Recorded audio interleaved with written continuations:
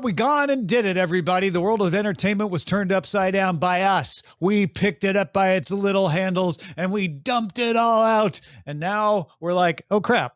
How do we find out how to watch what we want, where we want, whenever we want? I'm Tom Merritt. Brian, where's the good stuff? Yeah, it's a little bit like we're like, I hate the pipes that the clean water comes from. Let's destroy all these pipes. And we're like, I really could use some water after all that. I really burnt up a sweat. This water's just a tiny bit dirty. Let's kill all the pipes. Oh man. I actually think the water was not very good before. I think the water might be better now. It's just a little more complicated to get a drink of it. Yeah. Somewhere out there is a nice, crisp, clean glass of water, and we're out to find it here in Cordkillers Reckoning. Indeed. In this desert of entertainment. But before that happens, we have to make it through the AI guardians of content. Oh boy. We'll explain in the supply run. Supply run, supply run, supply run.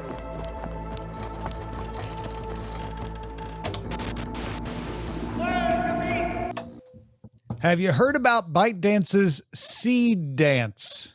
Have I ever? Seedance or Seed Ants or however you say it. All I know is that it made waves. The first time I saw it, where were you when you saw your first Seedance prompt? Mine was a regular night at Waffle House. Make it stupid and so it gets 50 likes. And then what was there was like, it was like straight out of John Wick or Nobody, just over the top wrestling battle royale in a Waffle House. What about you? Yeah.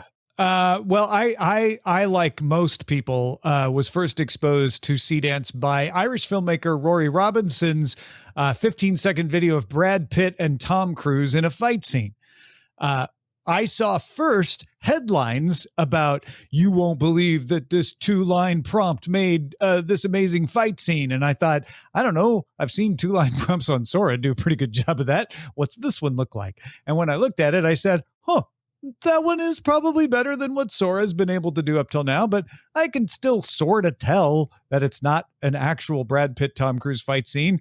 I think I'd be able to tell if I wasn't aware that it was Seedance that created it. But boy, was I alone in that reaction.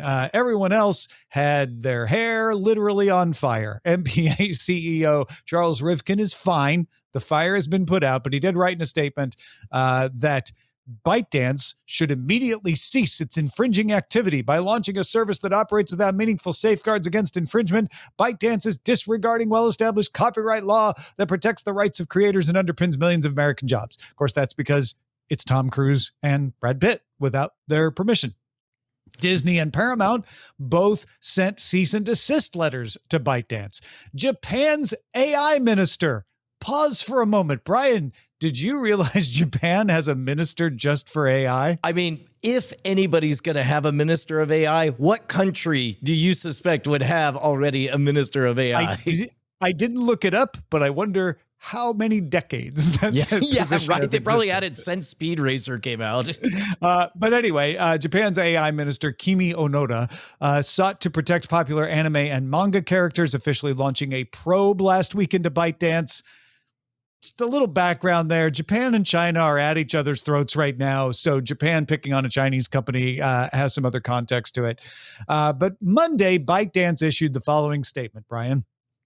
We are taking steps to strengthen current safeguards as we work to prevent the unauthorized use of intellectual property and likenesses by users.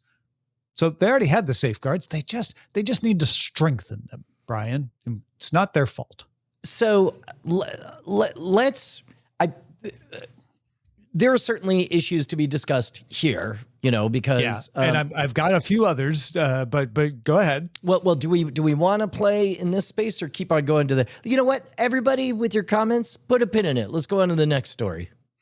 Deadpool writer Rhett Reese wrote in response to Rory Robinson's original post, in next to no time, one person is going to be able to sit at a computer and create a movie indistinguishable from what Hollywood now releases. True, if that person is no good, it will suck. But if that person possesses Christopher Nolan's talent and taste, and someone like that will rapidly come along, it will be tremendous. So he's saying, like, game over. A good prompt writer will be able to make an amazing movie. which of course leads us to remind you that SAG-AFTRA is negotiating a fee to be paid to the union every time a generated actor is used instead of a human, not a likeness fee. They already got that. This is called the Tilly tax because it refers to wholly generated people. So if you use a wholly generated person like Tilly, the wholly generated actor, you have to pay the union, even though the generated actor is not in the union.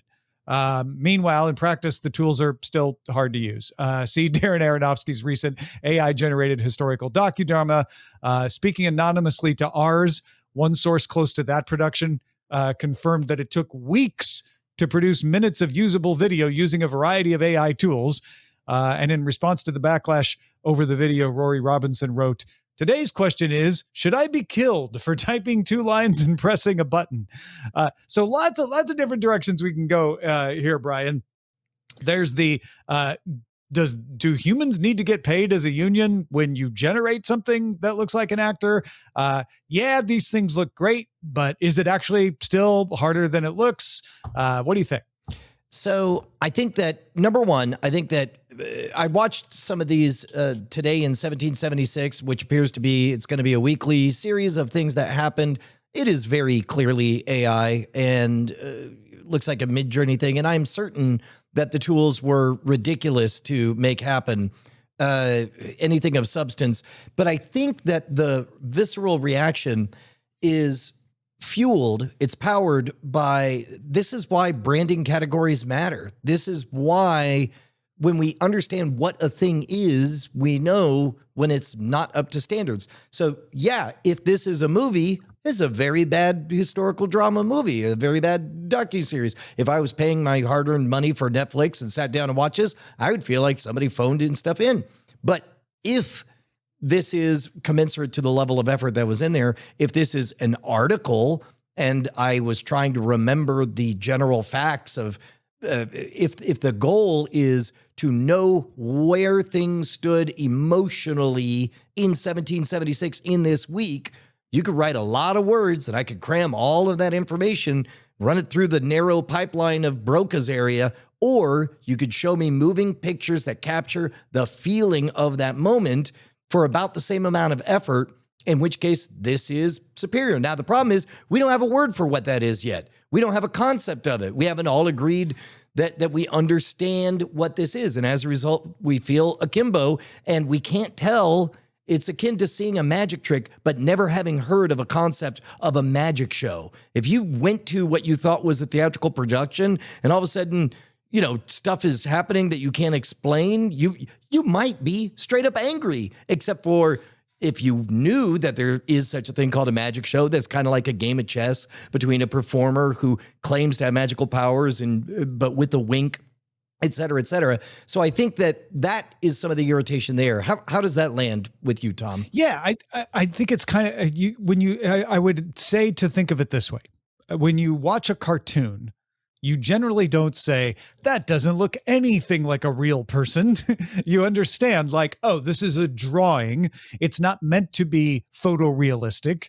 It's meant to be giving me the impression of something. And I think that's kind of what you're saying is, if we go into it knowing, oh, wait a minute, this is a generated video to give me an idea, that 1776 documentary is impressive. And you see the effort that went into it that makes it look kind of like that would happen. And coming from that lens, you're going to be impressed. Kind of like we were impressed by 1080p when it first came along, and then we got used to it. If you're coming at it saying, I would like it to look exactly like an actual television production, no, it's not quite there yet.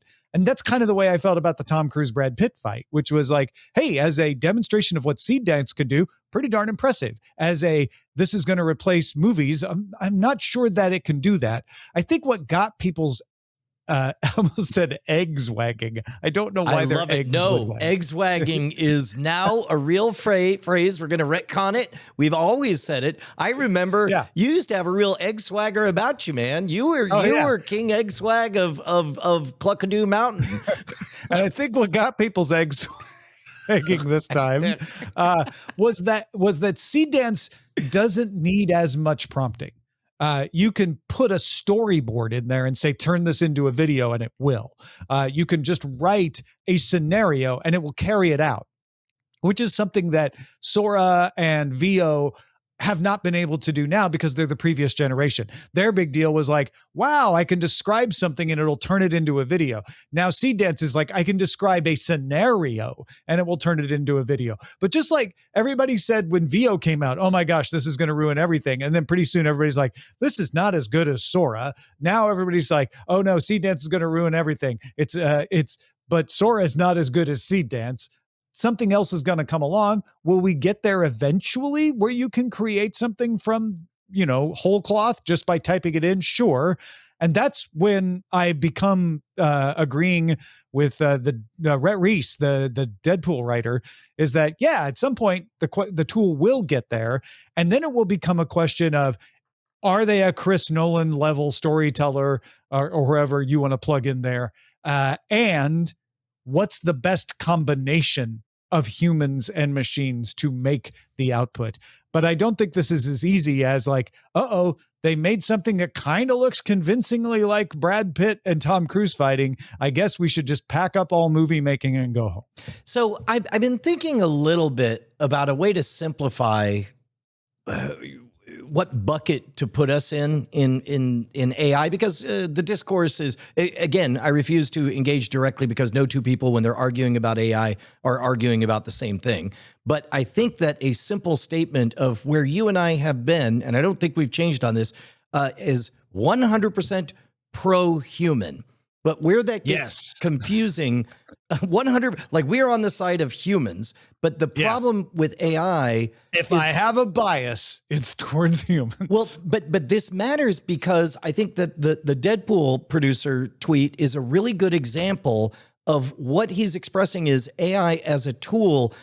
Now, you could be overly reductive and say it's humans versus AI, which makes no sense to my mind. But in the case of if you're pro-human, are you pro the humans who are established in power and have contracted gatekeeping barriers and a machine factory where young, beautiful bodies move to the West Coast to get used and abused their way up a ladder so that they can shine and go? Or are you in favor of the humans at the populist level who have just as good as stories and want to come from the outside?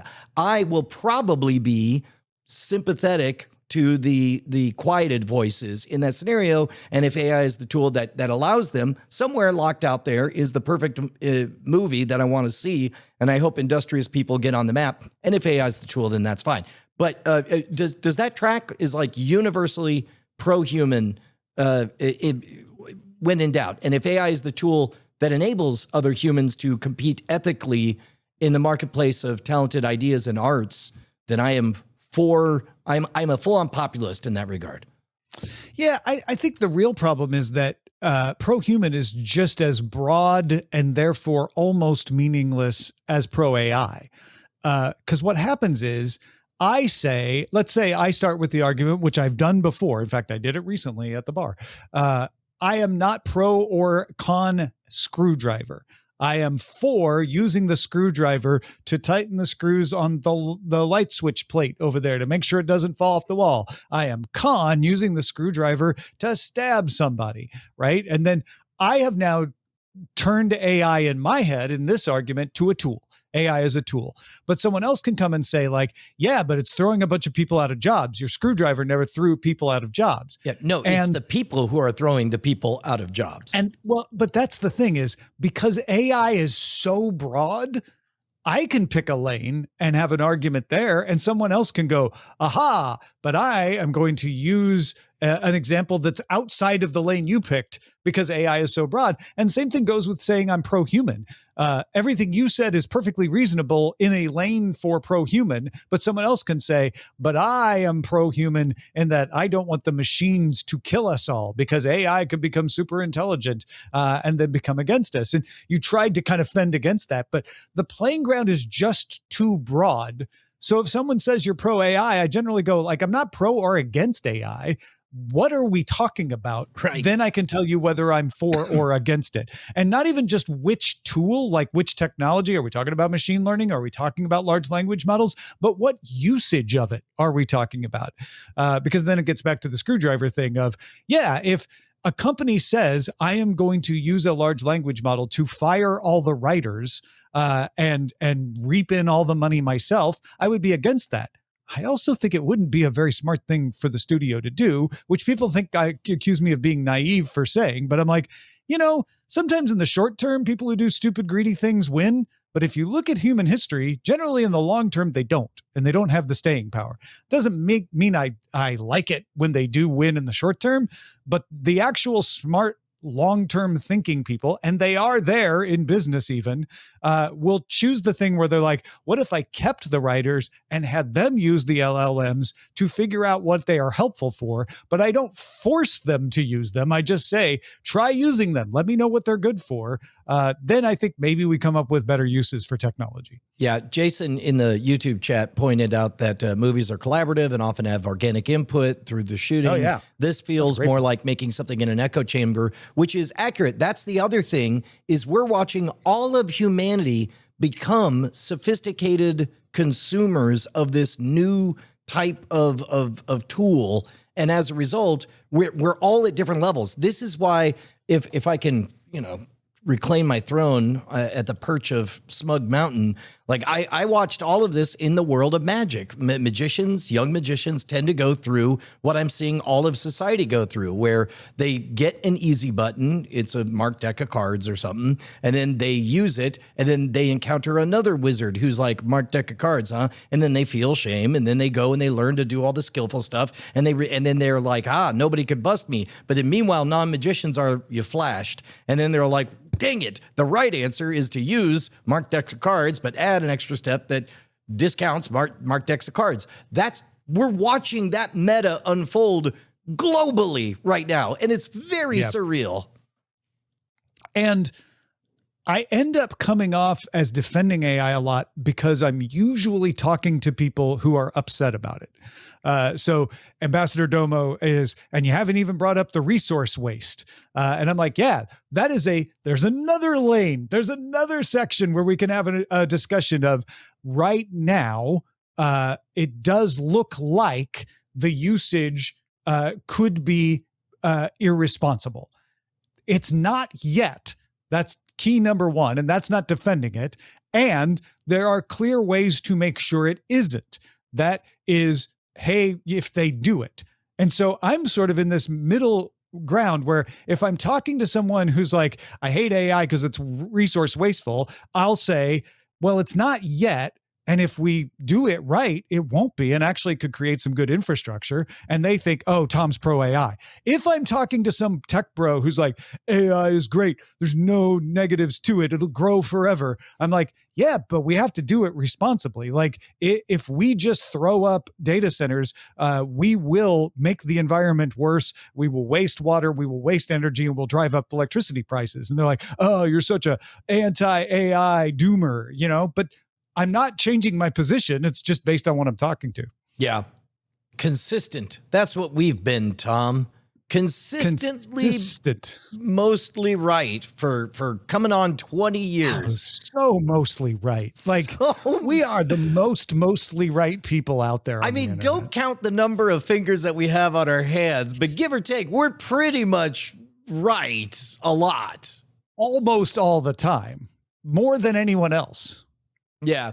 Mesha on YouTube support asks, us at patreon.com/Cordkillers. Yeah, patreon.com/Cordkillers. Real quick, Mesha in YouTube asks, how did the conversation look in 10, 20 years? Man, that is what we have been thinking of. There is plenty of things that we could be wrong about, but I hope my pro-enabling the voice of the disenfranchised position ages as well as my pro-rethinking the rules of teaching magic on the internet, because, Tom, there were a lot of magicians who felt like Brian Brushwood should not be teaching magic on the internet. But Brian Brushwood felt like more people should learn magic tricks besides rich, white, offspring of males. There should be structures that don't involve middle-aged men explaining to 14-year-old boys the importance of keeping a secret. Those negative externalities were incompatible. And so, yeah, a lot of magicians hated Brian for teaching magic online, but ultimately there's a whole crop. Oh, so mostly right, Tom. You and I have been so mostly tight. Right.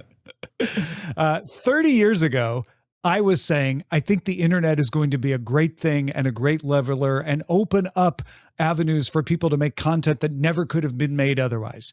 20 years ago, I was so right. And everyone was patting me on the back. Tom, you're so right. Look at all the amazing content that gets made and the independent creators. And then 10 years ago, people were like, Tom, you're an irresponsible jerk. You pushed people to go onto the internet, and now it is ruining society.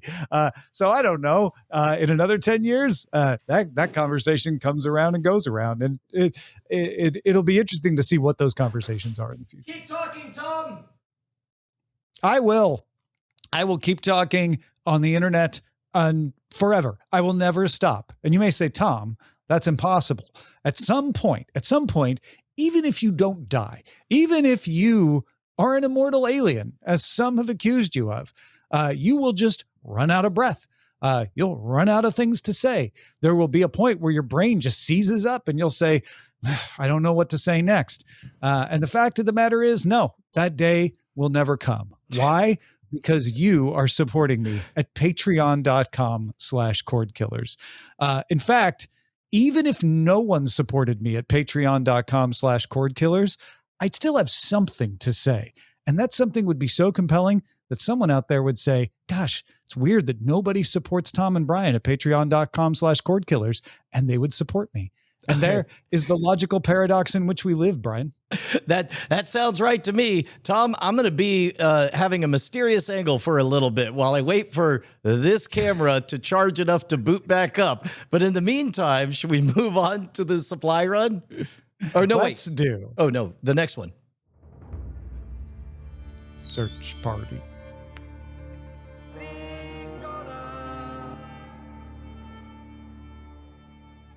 All right, we got the numbers. An average 124.9 million viewers watched the Super Bowl, down from 127.7 million last year, but still a lot of people, a whole lot of people. Viewership peaked during the second quarter of the game between 7:45 and 8 p.m. Eastern with an average of 137.8 million. Halftime show had an average of 128.2 million. That was down from Kendrick Lamar's record, 133.5. However, keep in mind that 3.3 million watched on Telemundo, making it the most watched Super Bowl in U.S. Spanish language broadcast history. 4.8 million watched the halftime show on Telemundo. Meanwhile, the Puppy Bowl pulled in 5.3 million viewers across Animal Planet, Discovery, TBS, True TV, HBO Max, and Discovery Plus. It was the Puppy Bowl's best performance since 2018 and a 20% increase over last year. So I think we know who the winner of the Super Bowl was. It was the Puppy Bowl. Yeah, dude. That's finally something to bark about.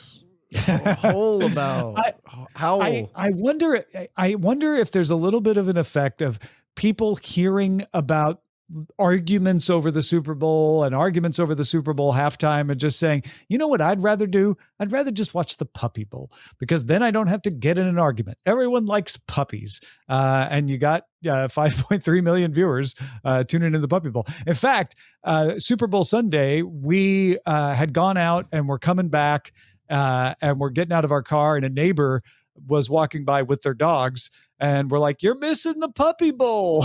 I'm like, oh yeah, no, they replay it. We'll be watching it. No one was talking about the Super Bowl, at least out on the street. So there you go. Do you think that somebody sponsored like a anti-Puppy Bowl, cat bowl or something like to run? Have you watched the Puppy Bowl? I have in the past. They incorporate cats. Oh, do they? They incorporate birds. They have actually started incorporating like all the pets people might have just for that purpose. Yeah. To make sure nobody does start an alternate cat bowl out there. Okay, so the Muppet Show made one episode with the idea that if it did well, they might make more. And turns out, Brian, The Muppet Show racked up 7.58 million multi-platform viewers across Disney Plus and ABC in its first 8 days after the premiere on February 4th. So we talked a bit, we marveled openly at the way Netflix counts views like a boss compared to everybody else. You know, Netflix, a view is 60 viewer minutes if it's an hour-long program or whatever. Do we know? I just realized I'm doing the thing where I'm treating Tom like a Google. Have we previously spoken about whether or not Disney just does like people who tuned in? I think that's an excellent point, Brian. And from the sources that I can see, you're right in asking it. I'm going to answer you like ChatGPT. You didn't just ask the question. You bellowed it. You nailed it. I don't know, and I'll explain why I don't think it matters in this case. It's always an interesting question, don't get me wrong, because if you're wanting to do apples to apples comparisons, you're going to want to know that. But this is a Nielsen number, and so you can say, 7.58 million multi-platform viewers by Nielsen compared to other Nielsen numbers is very, very good. That is something you don't get from most television programs. So if we're just looking for, do we think this got enough viewers for Disney to justify making more of them? It looks like the answer is yes. How it relates to the Netflix numbers, I don't know. I'm now in profile for everybody in audio land. I'm slowly moving. I will also sit in profile now, but pointed in the same direction as Brian. So we already look too much alike. I'm not comfortable with what's happening right now. What happened if I go this way? Oh, there we go. All right. Now it at least makes sense. We look like now we're actually talking to each other. We're on Sunday afternoon broadcast equal time programming. So, okay, this is a great use case. I love the heuristic shortcut that you just opened, Tom, because previously I think I asked like why Nielsen, why release Nielsen numbers? Because they used to be, ultimately they were just for ad reach proxies. But then in this case, like those are Nielsen numbers, which means they're uniform across the board, which I like. Yeah. And honestly, the reason Nielsen numbers get released in part is because Nielsen wants people to pay them for their numbers. So if you see Nielsen being bandied about as a standard and you're an ad buyer or an ad seller, you're going to go, oh, Nielsen, that's the standard everybody uses. Let's subscribe to their platform to get their more detailed numbers. So it's always a marketing play for them as well. And then it's a way for Disney to brag and say like, hey, we did this great thing. We put out the Muppet Show and 7.5 million people watched it. Yes, which also all of that calculus, understand that there are very talented people whose full-time job is to, yes, look at the monetary value, but in the case of streaming, you've got to look at the behaviors and also the stated preferences. Like social media buzz matters, and people will, there are movies and television projects that had lots of talking buzz of support, but ultimately the real numbers, people didn't ultimately watch it, which maybe that doesn't even matter in terms of number of subscriptions. Maybe that's the best of all worlds. I don't know. But I'm glad that Nielsen is on the case. I can also tell you didn't watch The Muppet Show. No, I didn't. Why? Because you've not once made any kind of analysis of the show was good or not good. I'm surprised or not surprised. And I did watch it. And I thought, I think this is only going to appeal to people who used to watch The Muppet Show, because it's a very good modern take of The Muppet Show.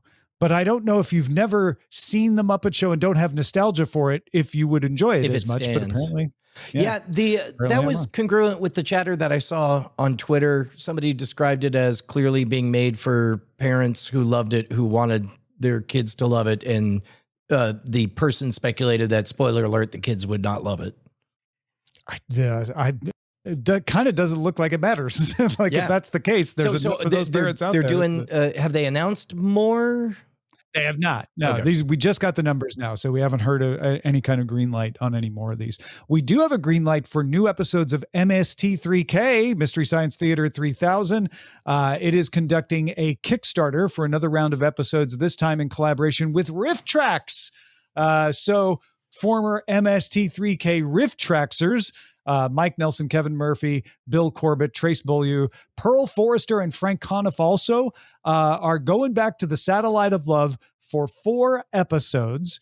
Mike Nelson and Kevin Murphy and Bill Corbett do riff tracks, and then Joel Hodgson and friends did Cinematic Titanic, and then rebooted MST3K with Joel. And now they're kind of following the path of the original MST3K, and they're going to do Mike episodes now. So I don't know, Brian, if you have the soft feelings for MST3K or not, but it looks like we'll get more of them with Mike. Well, the big thing that it implies is that there's no rivalry, or at least there's manageable rivalry between everyone in the various phases. Like it sounds like good blood all around. Joel did sell the rights to a production company, and now they are bringing Mike, but Joel's on board with it and saying nice things about it. So I don't know if it's more like, well, if I'm not going to be on it, let someone else do the harder work. And then they bring in Mike for 4 episodes. I got on board with MST3K before Mike joined. Mm-hmm. So I always think of Joel as the real one, but it was interesting. This article from Ars Technica was from a guy who got on board when Mike was hosting, and he's always thought of that as the real one. So he's excited about this. I always thought Mike did a great job too, though. Yeah. ABC has released the season 1 trailer for the upcoming reboot of Scrubs, bringing back the original cast with new interns. So it's sort of continuous from the original Scrubs, but a whole new premise. First season set to premiere Wednesday, February 25th on ABC, and then show the next day on Hulu/Disney Plus. Very cool. I continue to try to reboot this camera. Yeah. I'm guessing you didn't watch a whole lot of Scrubs. So no. I think that, there's that college halo. I think Scrubs started just as many people go to college, and then there's just a 5-year black hole of pop culture where they're off experiencing the world. Yeah. For me, it was the later years of Cheers, and the launch of A Different World, which I did watch in college, but and Twin Peaks came out around that time. So there were exceptions that broke through, like A Different World and Twin Peaks, which is why I mentioned them, but everything else that came out then I didn't see. Yeah. Deadline says Apple has acquired the IP and all rights to Severance from the production company Fifth Season, which produced the first 2 seasons. Apple Studios will produce with 5th season folks staying on as executive producers.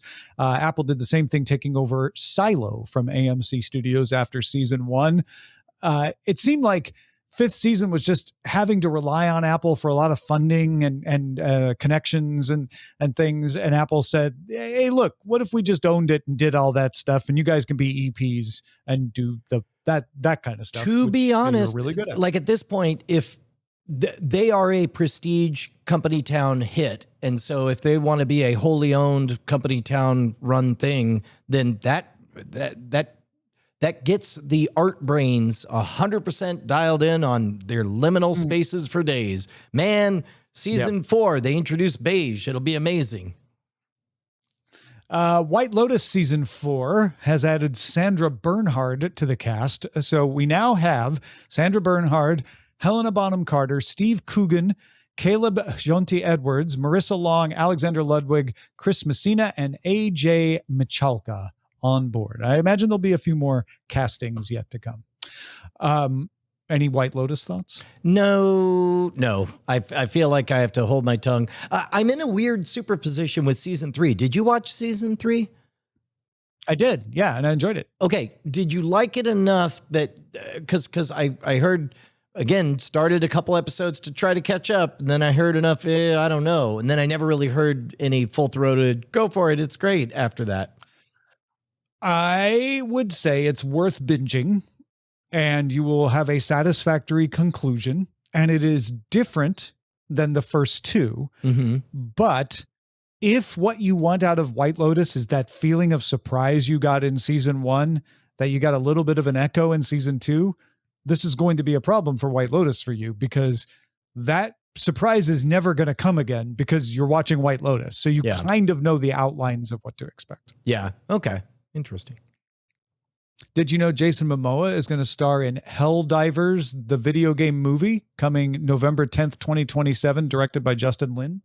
No, I did not. But well, now you do. Thank you, Tom. I want everybody in audio land to know I'm being real good, not just physically getting up and running around to the other side of the computer to check cabling, but maybe I'll have time as soon. Here's your chance, Brian. Okay, good. BTS's first concerts after the release from the military will stream in theaters on April 11th. That's their concert from Goyang, South Korea, a suburb of Seoul. And April 18th, that's their concert from Tokyo, which will be in a dome. They'll both be huge. They're both sold out. So if you want to watch them, you can stream them online, at least the Goyang one. But you could also go to a theater worldwide. They are going to have 2 times. There will be a time if you're in the same hemisphere as Tokyo and Seoul, where you'll be able to watch it live in the theater. Or if you're on the other side of the world, they'll have a delayed viewing so that you'll go into the theater and watch a delayed stream of it as if it were live, but at a time that's not in the middle of the night for you. And you'll be able to watch it with a bunch of other people who are fans of the group. Additional live viewing dates are supposed to be announced later in the year from some of their other locations on the tour. But this is a continuing story about, Beyonce went and did a concert in the theater. Taylor did a concert in the theater. We talked about Stray Kids winning the box office Super Bowl weekend with a concert streamed in theater. So this is a continually growing sector of theater going, is watching concerts both live and recorded. Yeah, I apologize that I sort of blew off the idea of a comeback. Like, the more I wrap my mind around how the world went nuts when Elvis came back after his military service, and the fact that we have that comp in the wings, and now it's only more exquisitely maintained and being midwifed into being this. Tom, I'm beginning to think that this comeback of BTS is going to be a pretty big deal. You think so? Yeah. It's an original thought that I've had for a long time. You're the first person that I've heard go out on that limb, but I'm going to back your play. All right. Well, mostly right for 20 years and counting. It's great. For 20 years and counting. Young Sherlock trailer premiered on February 5th. And the reason I bring it up is it racked up 223 million views in the first 7 days, according to Wave Metrics data that was shared with Deadline. That would make it Prime Video's most watched series trailer ever in that time frame since the Wave Metrics started to create this sort of thing. Did you watch the trailer? It was the link was behind a paywall, and I missed my window to see it. I didn't watch okay. it either. I was like, enough people watched it. Yeah, I was about to say, sounds like everyone else has that covered. Yeah. And then finally, in this section of the show, Netflix is staging a live MMA fight between Ronda Rousey and Gina Carano on May 16th from the Intuit Dome in Los Angeles, which is interesting, not only because it's another example of Netflix doing a live sporting event, but also Paramount is the exclusive home to Ultimate Fight to UFC in the US. Yeah. Yeah. What an interesting in the Family Feud happening. These are like 2 cousins off in the corner. They're like, I don't know. It's weird for me too. Yeah. So that's probably going to be a big deal because in the world of MMA, a Rousey Carano fight has been something, will they, won't they, for several years, apparently. So this is a bit of a coup for Netflix to be able to get that to happen. All right, let's move on to the buried treasure. Most people want to know why they suddenly got rich. Buried treasure. Get your shovels out, folks. This is the segment of the show where we talk about something we have been watching that we think you might be interested in seeing.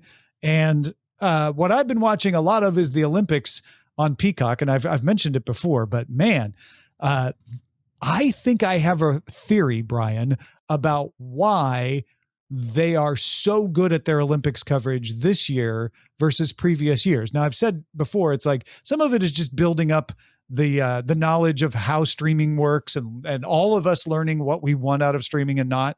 But I have noticed that I basically watch the gold zone during the day, because the Olympics kind of start at 1 a.m. for me, so I'm asleep. But when I get up in the morning and after I take the dog out for a walk, I'll turn on the gold zone. And the gold zone, if you don't know, just goes back and forth between the events that are live. And that runs till about 2 p.m. my time. So I'll watch that, see a bunch of the really big events happening. And then later at the end of my workday, when I have time to actually sit down, I will go to their linear fast channel section of Peacock and watch the Best of Milan Olympics channel, which will let me see all the stuff I missed, either when I was asleep or working. And then I'm done. And I've thought, I don't even really need to watch the primetime broadcast. I don't need to watch Mike Tirico, sadly. I love Mike Tirico. I think he's great, but I feel like I'm getting everything I need. And my theory, Brian, is that in the past, they hobbled Gold Zone. They hobbled streaming because they still needed to build ratings. They needed to drive people to broadcast. Now that they've spun off Versant and they're actually just losing money if you go watch it on USA because it's another company, and what they really want to do is move people to Peacock to watch, it's like, yeah, the prime time is great. That's kind of an advertisement for, if you want the real coverage, go to Peacock. I think they're letting the Gold Zone fly. They're letting them do exactly what they need to do to make it compelling viewing. So the Gold Zone, would I be right in thinking in terms of this is, I'm going to overly YouTube metaphor this, like Gold Zone is the live feed where you don't have any expectation of any curation. It's they're doing no, it's the best of both worlds. It's not just, you can go and get the live feed for every single thing happening if you want. Mm-hmm. Gold Zone is curated. It's someone saying, all right, we're going to put up 4 things right now because these are the 4 most important things. Oh, sorry. I mean, it's hold definitely on. It's definitely directed. We've got ice hockey playing here, but we're going to go full screen on this figure skater because this is a really important moment. And by the way, if you miss a goal while you're gone, we will play that for you as soon as the figure skating performance is done, so you're not missing a thing. And they will occasionally run a package where they're like, you know what, you really should learn about this person who just won their ski jump. Here's a 1-minute package about them. That's what I mean, where they're doing it well, because I never feel like, oh, I'd be getting a little better coverage if I was watching it in some other format. It's the best of everything.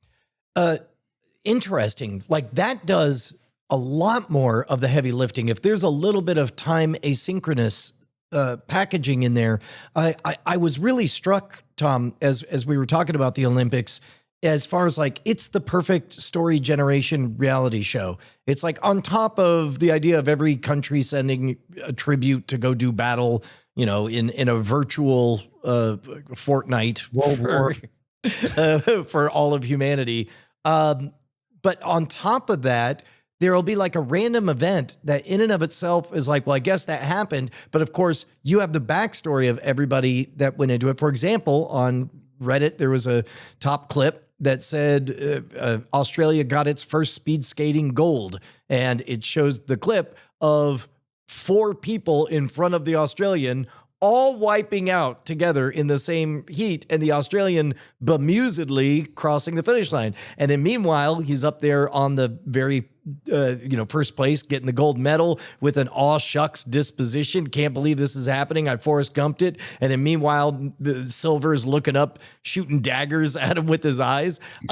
That's a great story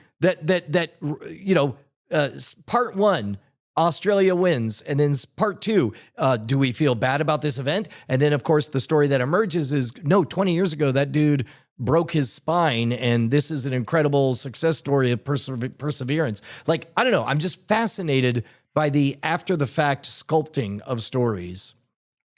Yeah, I think that's one of the cool things about the Gold Zone, because the primetime show, because it's happening, given the time zones, with nothing live, feels very produced. Like, oh, okay, you're showing me this package because this person won, right? Whereas on the Gold Zone, there was a bobsled competitor, and they're like, we're going to go to bobsled now because Elena is about to go. And as you may have heard, she has 2 deaf children, one of whom has Down syndrome, but they're with her at these Olympics. She's 43 years old, but wanted to come back one more time, didn't want to leave her kids at home and give it another shot. Let's watch her run. And it's live. So you're like, oh, I really want her to win now. All I needed was the text. All I needed was him to tell me that. And now I'm cheering. She wins the gold. You get to see her like hug her children that you were just told about and have the tears and all of that. And then they run the package. And you're like really invested in the package because you're like, oh, I want to see her with her kids at home and what happened and why she just made this decision because I know the story. And instead of the prime time where you're like, oh, they're showing me this package because she wins, you just experienced the whole thing live and get the backstory as well, which I think is a better way to do it, frankly. Yeah, and I think it peels back another bit of the layer of ultimately we want to be invested and we want a brief moment where we genuinely don't know what's going to happen next. Ultimately, we're all just kind of gambling. And Gold Zone is just dopamine hit on dopamine hit for that. Like, and yes, they will, at least here in the United States, they will focus on US competitors, but they'll also go to other stuff and kind of set you up like, oh, here's what's happening on the slopes here. Here's what's happening in the House of Speed there, all of that stuff. Is the Olympics the one you were going to talk about as well? Yeah. I mean, I've really enjoyed Olympics by osmosis, just a little bit of over-the-shoulder curling, a little bit of Reddit best of, and that kind of stuff. Yeah. No, you told me about one of the best moments in the Olympics that I didn't actually see anywhere until you told me about it, which was the short track skater that took off at the gun and went around behind, and everybody kind of forgot they were behind. And so was able to just like coast to victory. That's pretty genius. Yeah. Well, folks, if you got something we should be on the lookout for, email us cordkillers@gmail.com. Brian, it's been a long road, but my book Synced is available in pages. Pages? This is a new, you can have it delivered to you on a 1,000,000-year battery life display that will never run out, that you can read whenever you want. Dude, this, congratulations. The Dead Tree edition is finally made real. That's amazing. Where can people buy it? You can buy it wherever books are sold, Brian. That's the best part. You can go to Amazon. You could order it from a local bookstore. If they don't have it on the shelf, they can get it for you. You can also get it in ebook form and audiobook form. And if you want a EPUB or PDF of it, you can go right to the Daily Tech News Show store and get it at dailytechnewsshow.com/store. It is going to get you brushed up on all the biggest tech topics of the day. Cryptocurrency, autonomous cars, AI. What is OpenAI? Where did they come from? What is in fact a GPU? Everybody's talking about GPUs. What are they? It's all described in there. The book is called Synced, SYNCED. Know a little more about tech by Tom Merritt. Find it wherever fine books are sold. Let's move on to Scan the Horizon. You got it. Send a scanning crew aboard. Scanning the horizon! Oh, it's time for our weekly check-in on the love triangle, Brian. Paramount has found its first wingman. Ancora Holding Group, an activist investor, has come out swinging hard against Warner Brothers. So this is an investor in Warner Brothers who's against the board selling it to Netflix in favor of Paramount's takeover offer. Now, Ancora only holds less than 1% of Warner Brothers Discovery shares, but it's the first shareholder of any note to come out and say, we should switch from Netflix to Paramount. And Warner Brothers has reopened negotiations with Paramount for 7 days with Netflix's approval. Like, okay, you can go on a couple of dates, but only for a week. Warner says that the Ellison camp, David Ellison, which is the CEO of Paramount, has verbally agreed to boost its bid to $31 or higher if the two sides engaged. So Warner Brothers called his bluff and said, okay, we're engaged. Not that kind of engaged, but we'll talk. We will reopen negotiations. Warner Brothers Discovery also in an SEC filing said, Warner Brothers might experience substantial losses of employees and talent during the pre-closing period if Paramount gets the bid, because Paramount has talked about all the cost cutting. This is something that was put in the SEC filing. Now, all of this is very confusing because you don't really know what's happening. Everybody's assuming that Paramount's going to win from all the experts I see, even though Netflix has the accepted bid right now. If Paramount were to just stop, it would go to Netflix. So Warner Brothers has to tear up the Netflix agreement, which involves paying a penalty, which Paramount has said they will help pay, and get the shareholders to all switch to agreeing to a Paramount bid, which is a tall order. However, Paramount is not giving up. They are doing everything they can to convince shareholders to turn against the board. Variety notes that reopening negotiations will help bolster Warner Brothers Discovery in defending its fiduciary duty in the inevitable lawsuits that will arise over this deal. Kind of no matter who gets it, there's going to be lawsuits. So Warner Brothers wants to go and say, hey, we did everything we should have. They have not rescheduled a shareholder vote on the Netflix offer, which is scheduled for March 20th. If Netflix wins that, it's kind of a done deal, but there are still paths that Paramount says that it will follow even then. And then I thought you might find this one interesting, Brian. Paul Anka, you know, the singer, Paul Anka, he was talking to Deadline in December in an interview for other reasons. And they asked him about the whole Netflix buying Warner Brothers Discovery. And he said, who knows? Ted Sarandos is very close with David Zaslav. Zaslav is the CEO of Warner Brothers Discovery. Anka said, sometimes these guys do each other a favor. It's an old Vegas trick. You want to sell a hotel? Go to your buddy and say, give me an offer. Just pretend you're in the game. And they float it out there, and it starts this bidding war. I still think it's going to be Paramount that winds up with it. Wow. Now, that's Paul Anka. He's not in the game, but he's not the only person who says, yeah, I think Paramount ends up with this. And you see Warner Brothers Discovery dragging their heels, but also not shutting it down. So, well, interesting. So does that make Paramount the sap in this story? Because it makes yes. Netflix like, you know, hey man, we didn't really care anyway. Ours was a flat cash offer that we just had laying around.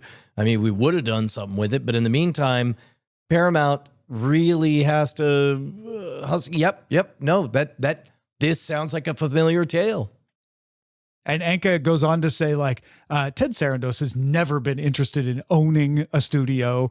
They've been anti-theatrical, if anything. Like, it's very out of character for them to want to buy Warner Brothers Discovery. So I think a lot of people think like Paul Anka. And a lot of analysts who are also looking at the data think, yeah, you know, that Paul Anka thing kind of makes sense. Like, it bears out when you look at the facts of the situation. So I don't know why my instinct tells me Netflix is going to get it, though. And against everything, against all reason, my gut feeling is that Netflix ends up with it. And I don't know why. Yeah. I mean, Netflix is the less confusing thread to follow. Nope.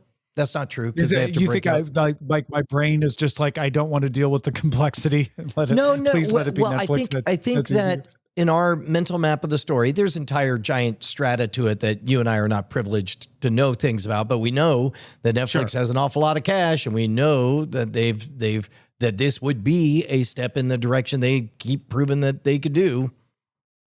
Yeah. And I guess a couple of the things that feed my instinct is Netflix has now got a history of doing the surprising thing it said it would never do. So this would be the biggest example of that yet. Yeah. AMC Networks now makes more revenue off streaming than cable. The total number of subscribers to AMC Plus, Shudder, Acorn TV, and their other streaming outlets was 10.4 million as of the end of 2025. That's about the same year over year. So AMC now turned the corner. Pretty much everybody is in the streaming game and then trying to figure out how to keep their linear service from losing them too much money. Yeah. Roku's earnings beat expectations. It was the biggest quarter ever for net additions to premium subscriptions, a program that lets users subscribe to different streaming services through Roku. So like you can add HBO Max and Paramount Plus and just use your Roku login to manage them. It was interesting that the earnings report was not as bullish about ads. The ads were good, but they weren't touting that part of the business this time. Yeah, I mean, we're just in a funny place with ads in general. Nobody knows. Well, I don't know. But meanwhile, I feel like Roku's been a bit of the leading indicator on this stuff. Like Roku was like, ooh, they're really getting into ads, right? As everybody was making ad supported versions of services and fast channels became hot and all of that. So I wonder if this is an indicator that we're swinging back the other way. Yeah, I will say, I will vouch for that inside an ecosystem of managing your subscriptions. Boy, is there a need for that. If you're not doing it on Amazon or Apple Plus, then go ahead and do it on your Roku. Yeah, and maybe that's all it is Roku's like, oh no, the ad business is great, but the next thing that will grow is managing all your subscriptions for us. The Wheel of Time, intellectual property owner iWatt Studios and a VFX company called Framestore have struck a deal to launch an AI-enabled platform that will offer brand asset management tools to make it easier to collaborate on projects across multiple platforms. Currently, iWatt is developing at least 3 projects based on The Wheel of Time, an animated film, a live-action movie, and a AAA video game. And so this isn't creating things for the plots or the characters. This is helping everyone go like, okay, how do we keep these stories consistent? Yeah, it's really interesting. Like computers got into the shape rotating game 30, 40 years ago, and now they're into the liberal arts game. And so now you can say to the word cloud, like, hey, which of these narrative threads are getting dropped that we need to make sure it gets picked up over there? Well, and if I have this character do this, does that violate anything he did in those other 2 properties that I'm not working on? And it used to be that was the role of you either had a literal employed person whose job was to know all of the lore and the consistency, or you had a hyper elite dedicated group of super fans who, you know, even whether pro bono or as side hustles, for example, Stephen King's The Dark Tower had a concordance book that was sort of like the world Bible of all that stuff that Stephen King, when he decided to burn through the last 3 books, was like, let me see them notes real quick. Yeah. And I imagine, I don't know this, but I imagine they'll still need a person to do that, but this will make it easier for the person writing to not run afoul of that person, because you can just check real quick. And you'll still want someone to check in case the LLM got something wrong or missed something or something slipped through, but it'll speed things up. Imagine like finally Amazon. Oh, I was going to say, like, I could picture it all the way down to a plugin level where as you're typing a scene, instead of a red squiggly line for typing or a blue squiggly line you know, it's a turquoise squiggly line for continuity. Yeah. No, exactly. That would be cool.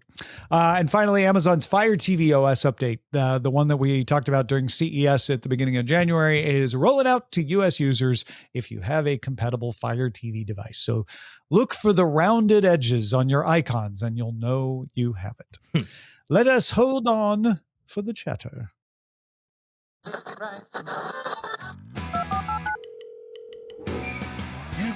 got mail. Brian C. writes, it's just been announced that starting in March, my Sky TV subscription will include HBO Max, Disney Plus, and Hey You.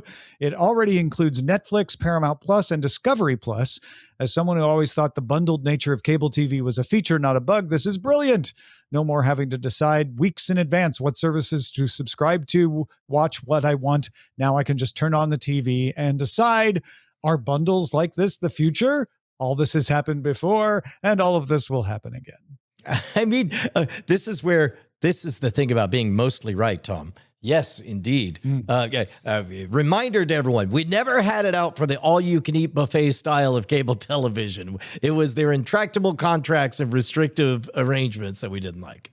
And monopolies, right? And that's the one thing that doesn't, in this world where Sky is the place managing your subscriptions, they are not a monopoly because, or even a duopoly. They are another option for you over maybe your mobile phone company or Roku or Apple or Amazon or ... whatever your local version of that is. There is not just a single place where, well, if I want cable, I guess I go with Comcast because that's the only option I have. Yeah. Original Patreon contributor and follower Bruce says, I've followed you all the way back from the Tech TV days. Just logged into Patreon and upped my contribution, as we all should, and thought to drop a line. I will admit, y'all are my oldest employees. Can't believe you haven't quit or been fired. I got so excited a couple episodes ago when you mentioned microdramas. Then I realized you did not say micro-dramas. I was all into the thought of these short, dirty jobs or common man short stories of the real hardworking people out there that were somehow spicier than normal. Anyway, took me just a bit to catch on, and I found it quite humorous. West Texas rancher that likes listening to your show while making that drive out to the ranch every week. Guess I should put in the hearing aids, but thanks for all you do and keep doing it, Bruce. Heck yeah, dude. If you want to become one of our beautiful bosses, head on over to patreon.com/Cordkillers. And then finally, Danny said, I enjoyed your discussion about Amazon and AI. It seems best to accept that the technology isn't going anywhere and that people, the money and artists, are going to try and use it. I'll always bet on humans putting in effort to make something good. Eventually, a human is going to make something good with AI. Yep. Well, that is it for this episode of the best show in existence, Cordkillers. Come at us and explain why that isn't true. You can't. So come become a patron instead. Patreon.com/Cordkillers. Our website is cordkillers.com. Our email address is cordkillers@gmail.com. And we are live at twitch.tv/Night Attack and youtube.com/Modern Rogue. Tuesdays, 5:30 p.m. Eastern, 2:30 p.m. Pacific. I reckon we'll talk to you next time.